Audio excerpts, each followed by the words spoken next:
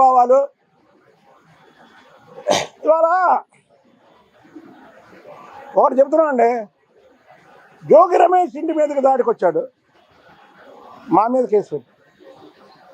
లోకేష్ బాబు గారి సభలో నేను గన్నవరంలో మాట్లాడితే పేరెన్ నాని అనే వ్యక్తి ఇవాళ ఏదైతే బియ్యం దొంగ ఉన్నాడో రిటర్న్గా కంప్లైంట్ ఇచ్చాడు. కేవలం వంశీని నానిని చంపేస్తానన్నాడు అని రిటర్న్గా నా మీద కంప్లైంట్ ఇచ్చాడు. అంటే మేము ఇక్కడి నుంచి పోరాడాలా వద్దా, పోరాడాలా వద్దా అని మేము పార్టీని కూడా అడుగుతున్నాం. ఇక్కడి నుంచి అక్కర్లేదు ఇంకన్నా పోరాడొద్దమ్మా నువ్వు అంటే మేము పోరాడం ఎందుకు? మాకేంటంటే చంద్రబాబు నాయుడు గారిని వాళ్ళ కుటుంబాన్ని అంటే మాకు ఒక ఇది.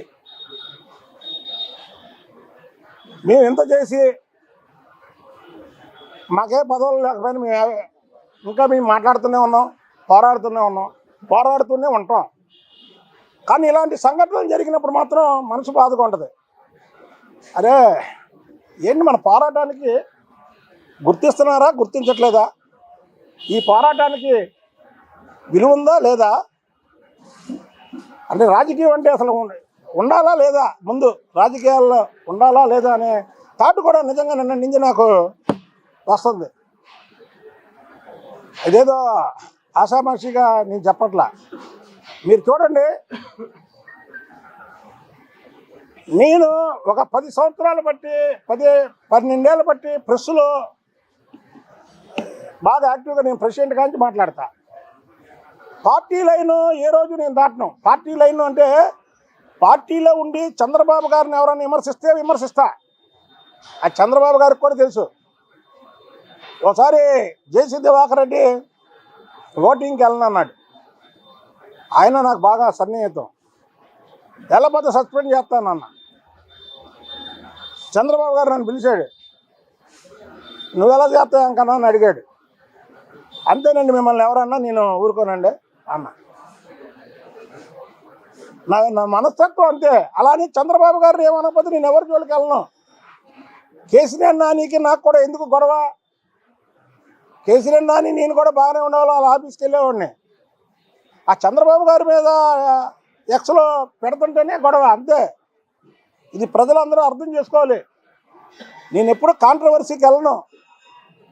అరే విజయసాయి రెడ్డి నిన్న కాక మొన్న చంద్రబాబు నాయుడు గారికి 74 ఏళ్ళు, ఇంకో 5 నెలలు 75 వస్తే ఆయన వచ్చేది మా ప్రభుత్వం, అప్పటి వరకు బతుకుంటాడో చచ్చిపోతాడో. ఒకవేళ బతుకుంటే జైల్లో పెడతానంటే ఒక్కళ్ళు మాట్లాడరే. ఒకళ్ళు మాట్లాడినా తొమలపాకతో కొట్టినట్టు మాట్లాడతారేంటి?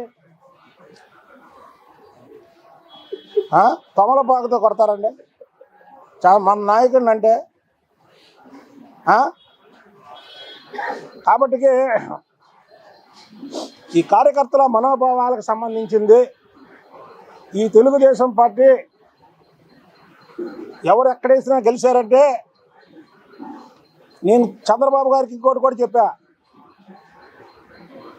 ఆయనకు గుర్తుందో లేదో, మేము మన శంషాబాద్ చిన్నజీర స్వామి దగ్గరికి వచ్చి వెళ్తుంటే కారులో 1000 మంది ఆడవాళ్ళు వచ్చి బోర్ని ఎడుతున్నారు. చంద్రబాబు నాయుడు గారు ఓడిపోయి 6 నెలలు అయింది. కారులో చెప్పా, సార్ మీరు ఈసారి ఇచ్చాపురం నుంచి చిత్తూరు వరకు నాకు టికెట్ ఇచ్చినా ఎక్కడన్నా సరే మీరు కళ్ళు మూసుకొని నాకు టికెట్ ఇస్తే నేను గెలుస్తా. మొన్న అలాగే గెలిచారు. చంద్రబాబు నాయుడు గారి కుటుంబం 4 దిక్కులు అయిపోయారండి. అసలుకి మనం ఆ కుటుంబంతో నానా మాటలని ఆ ఇంటి మీద దాడి చేసిన వాళ్ళతో మనం ఊరేగింపుల్లో పాల్గొని వేదికలను పంచుకుంటే ఏంటి ఇప్పుడు ఏం మెసేజ్? మనం కార్యకర్తలకి త్యాగాలకి కార్యకర్తలు ఒక్కొక్కరి మీద ఎన్ని కేసులు ఉన్నాయి ఇప్పుడు చెప్పాను కదా. జోగి రమేష్ ఇంటి మీద దాడి చేసినప్పుడు నా మీద, గద్దె రామ్మోహన్ గారి మీద, ఏలూరు సాంబశివరావు మీద, నాగుల మీద, అలాగే పట్టాభి మీద, డుండి అందరి మీద కేసులు పెట్టారు.